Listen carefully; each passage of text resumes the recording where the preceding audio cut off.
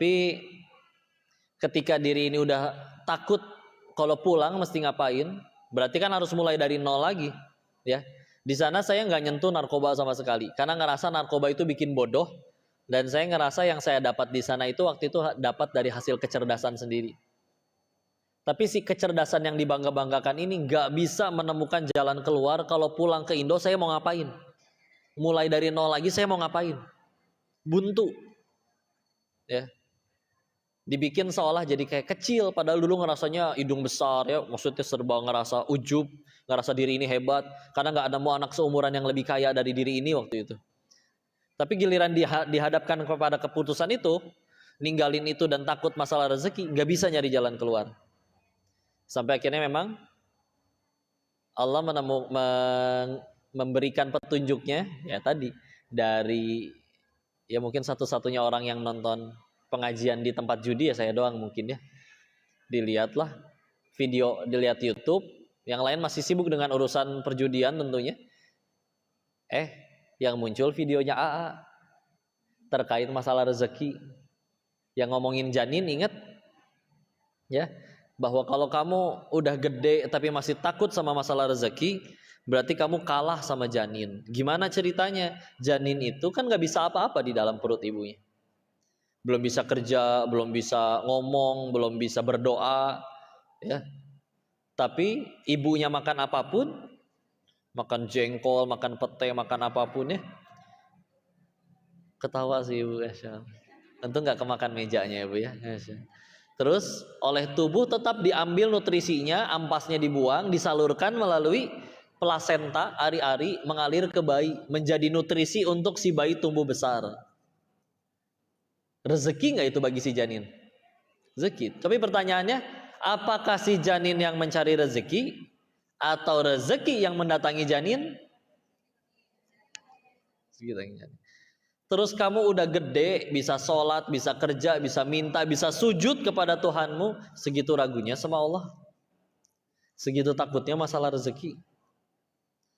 Ya puncaknya di situlah, ya, ngerasa ditampol, ditutup video kajiannya, pesen tiket pulang, ya.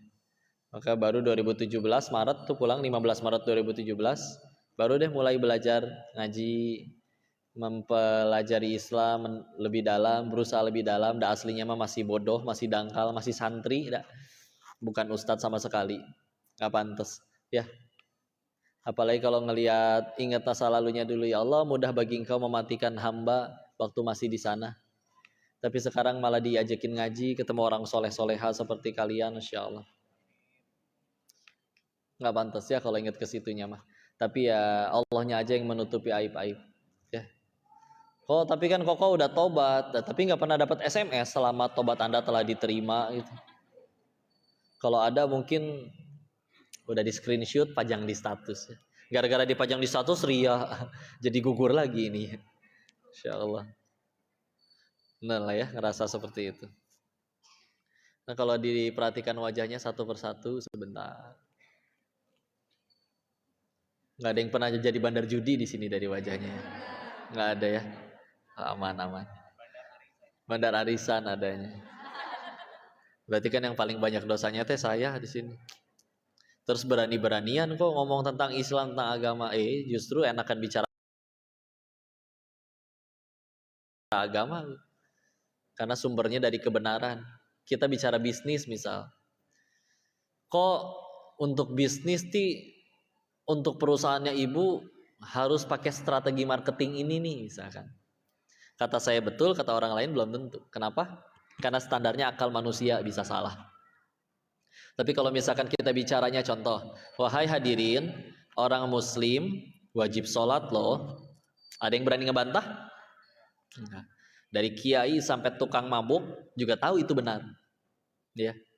Jadi tugas kita cuma memastikan apa yang akan disampaikan itu kita sudah memastikan itu adalah kebenaran. Misalkan, oh beneran ada di Al-Quran, oh beneran ada di hadis sahih terutama, ya. Lebih utamanya lagi kalau bisa juga sudah diamalkan baru disampaikan. Bismillah, ya. Kok orang jadi baik setelah ngobrol sama kita? Allah yang ngubah, bukan kitanya. Kok orang malah mencaci kita setelah ngobrol sama kita, setelah mendengarkan nasihat kita?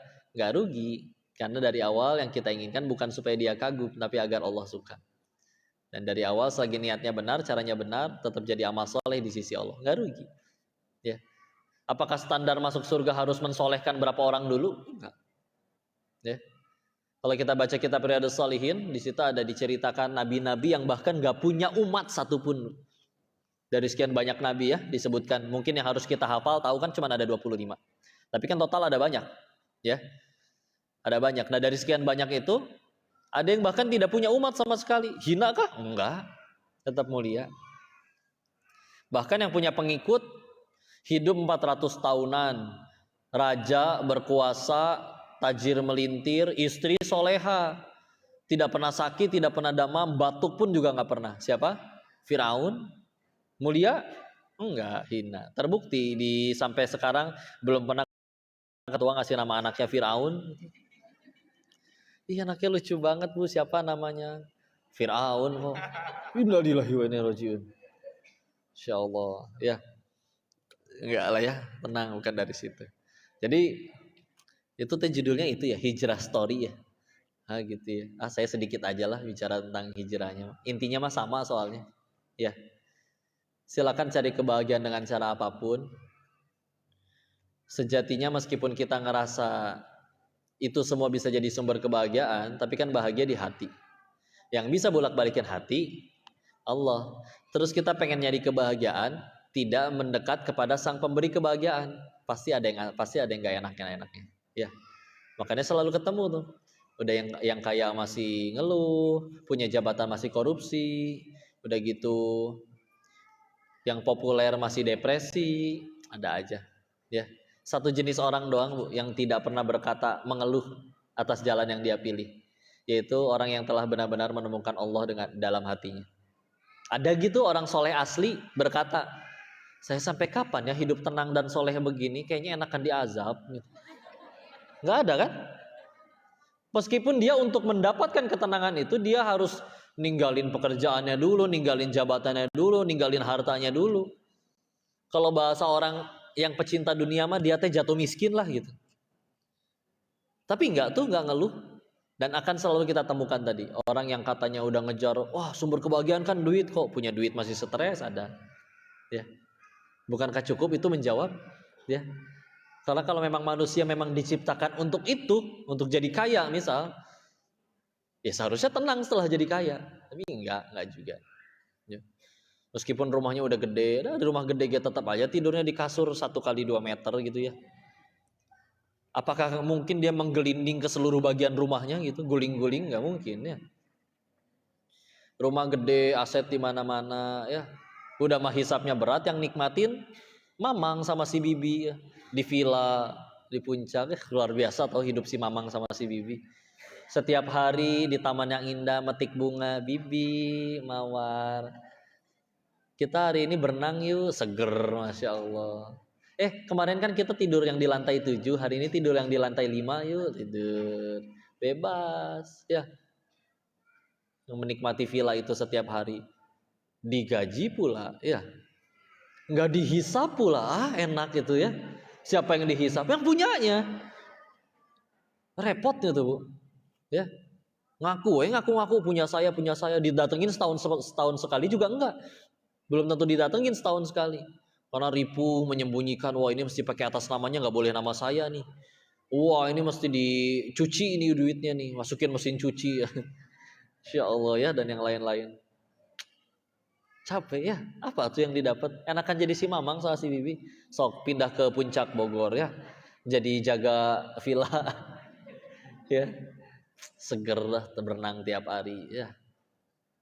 Bebas dari hisab insya Allah. Maka udahlah. Sok atuh nyari apa lagi ya tuh ya. Dan semuanya pasti pengen tenang, pengen bahagia. Mangga. Jadi gini aja lah. Kita selama ini udah ada yang nyari duit nih. Kalian pada punya pekerjaan? Minimal pernah kerja? Ada yang jualan, punya usaha? Buat dunia tuh ceritanya tuh. Dan kadang ada yang ngoyo banget. Ya, luar biasa. Sudah dapat ketenangan yang dicari? Atau malah rarujit, duitnya tetap ada? Bener dapat duitnya ada kok, tapi nggak ada waktu sama anak-anaknya. Ya. nggak ada waktu sama keluarganya, ya. Sampai akhirnya izin ya. Ini gara-gara sebulan dengan salah satu stasiun TV acara sahur. Oh, mereka luar biasa kalau untuk urusan kerjaan, ya. Bisa sehari itu, kita mah pengajian ya. Ini misalkan kayak abis ini ada pengajian lagi, ntar pada asar ada pengajian lagi, ya.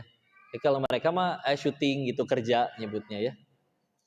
Kadang saking capeknya manggil suster atau manggil tenaga medis untuk pasangin infus, diinjek booster gitu ya.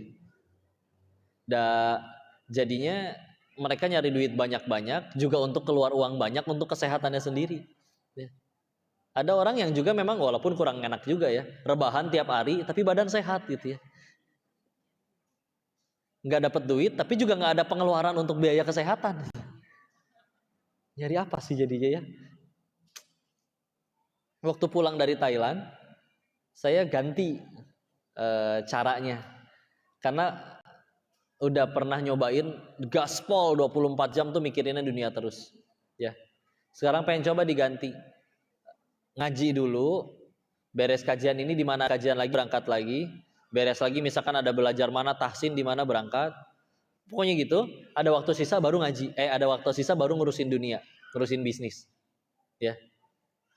Kan kadang kebalik ya, bisnis kerja segala macam, ada waktu luang hari Ahad sore ngaji lah seminggu sekali, kadang gitu ya. Nah ini dibalik, nyari ngaji dulu, ada waktu sisa baru urusin dunia. Coba pengen caga saya teh. Enggak tuh hidup-hidup juga. Karena udah nyobain bener-bener dunia semua, ya. Hidup mah hidup bener. Tapi kebahagiaan dan ketenangan yang dicari itu nggak dapet. Sekarang coba ditukar. Ujung-ujungnya enggak tuh dikejar juga sama dunianya. Ya. Udah weh. Jadi mau carinya dengan cara apa? Ya. Ikut sama Allah aja. Ya. Istilah untuk bisa dapetin ke arah sana, maka tentu ada 3 upayanya ya untuk mendapatkan kemuliaan tersebut. Bicara tentang mulia sekarang nih. Yang pertama, Quran surat ketiga Ali Imran ayat 26-nya. Insya Allah pada hafal. Karena ada di zikir pagi petang Al-Masurat. Qulillahumma malikal mulk tu'til mulka man tasya wa tanzi'ul mulka mimman tasya wa tu'izzu man tasya wa tuzillu man tasya biadikal khair innaka ala kulli syai'in qadir. Ya. Silakan kalau mau dilanjutkan, tulijul laila fin nahari wa tulijul nahara fil lail wa tukhrijul maiti minal hayy wa tarzuqu man tasya'u bighairi hisab. Al-ayah ya. Tapi di situ ditegaskan ada kerajaan, ada kemuliaan. Pertama, Allah berikan dulu kerajaan kepada siapapun dan Allah mengambil kekuasaan itu dari siapapun. Baru kemuliaan diberikan kepada siapapun dan kehinaan diberikan kepada siapapun. Sengaja dipisah. Kenapa dipisah? Untuk menegaskan kemuliaan itu tidak datang dari kekuasaan. Ya. Karena kita lihat Firaun juga berkuasa, Bu. Apakah mulia? Tidak, ya. Jadi yang pertama, salah satu jalan untuk bisa jadi hamba Allah yang dimuliakan memang satu datang dari Allah. Kok tapi ada nggak upaya biar kita bisa menggapai itu? Ada. Kita pindah ke Quran surat ke-49. Ya. 49 itu surat Al-Hujurat. Dari total 18 ayat, ada ayat ke-13 di dalamnya. Di situ disebutkan inna akramakum indallahi atqakum. Sebetulnya agak panjang ayatnya tentang bicara li ta'arofu, bahwa Allah menciptakan berbagai macam suku bangsa kalian untuk saling berkenalan satu sama lain. Tapi setelah itu, yang paling mulia di antara kalian di sisi Allah adalah yang paling bertakwa. Ya. Mau keturunan bule, mau keturunan Tionghoa, mau keturunan manapun, syarat masuk surga bukan itu, tapi nurut sama yang pencipta surganya. Ya. Tapi pakai apa? Pakai takwa. Ya. Pakai takwa. Bismillah. Lalu yang ketiga, apalagi kok selain ningkatin takwa untuk mendapatkan kemuliaan? Kita loncat lagi Quran surat ke-58 Al-Mujadalah ayat 11. Ya. Al-Mujadalah ayat 11. Nah, Al-Mujadalah ayat 11 ini Allah berfirman, yarfa'illahu alladhina amanu minkum walladhina utul ilma darajat. Ya. Bahwa Allah meninggikan derajat seseorang Ya, bahwa siapa yang ditinggikan? Orang yang dia menuntut ilmu, yang memiliki ilmu. Ya, insya Allah. Maka orang bilang masalah kemanusiaan paling besar katanya adalah kemiskinan, kelaparan, dan juga kriminalitas misal. Enggak lah, kurang tepat. Yang lebih tepat adalah tadi ketiadaan ilmu atau ketidakinginan mencari ilmu. Untuk dunianya aja nggak ada ilmu, meskipun ia lulus sekolah, ada ijazahnya, nggak ada ilmu, siapa yang mau ngasih kerjaan? Tapi bapaknya kaya, keterima